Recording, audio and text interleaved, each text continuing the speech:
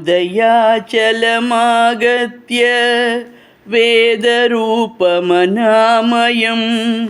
तुष्टावपरया भक्त्या बालखिल्यादिभिर्वृतं देवासुरैः सदा वन्द्यं ग्रहैश्च परिवेष्टितं ध्यायन् स्तुवन् पठन् नाम यः सूर्यकवचं सदा गृणीः पातु शिरोदेशं सूर्यः पालं च पातु मे आदित्यो लोचने पातु श्रुति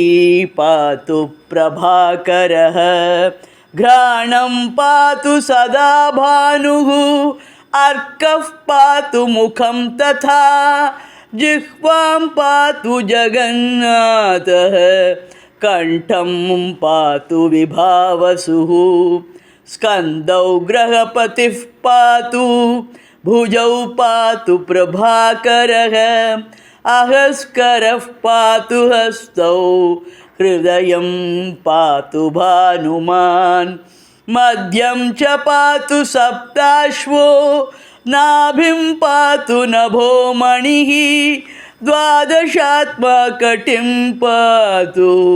सविता पातु शृक्किणी ऊरू पातु सुरश्रेष्ठो जानुनी पातु भास्करः जङ्घे पातु च मार्ताण्डो गलं पातु त्विषाम्पतिः पादौ ब्रग्नः सदा पातु मित्रोऽपि सकलं वपुः वेदत्रयात्मकः स्वामिन् नारायण जगत्पते आयातयामं तं कञ्चित् वेदरूपप्रभाकरः स्तोत्रेणानेन सन्तुष्टो वालखिल्यादिभिर्वृतः साक्षात् वेदमयो देवो रथारूढः समागतः तं दृष्ट्वा सहसोत्थाय दण्डवत् प्रणमन् भुवि कृताञ्जलिपुटो भूत्वा सूर्यस्याग्रे स्थितस्तदा वेदमूर्तिर्महाभागो ज्ञानदृष्टिर्विचार्य च ब्रह्मणा स्थापितं पूर्वं यातयामविवर्जितं सत्त्वप्रधानं शुक्लाख्यं वेदरूपमनामयं शब्दब्रह्ममयं वेदं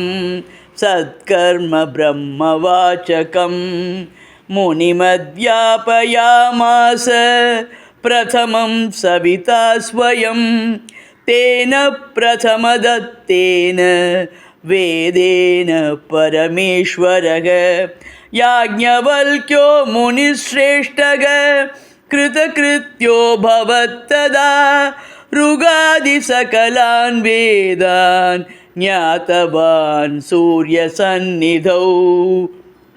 इदं प्रोक्तं महापुण्यं पवित्रं पापनाशनं यः पठेत् शृणुयाद्वापि सर्वपापैः प्रमुच्यते वेदार्थज्ञानसम्पन्नः सूर्यलोकमवाप्नुयात्। जय जय शंकर, हर हर शंकर।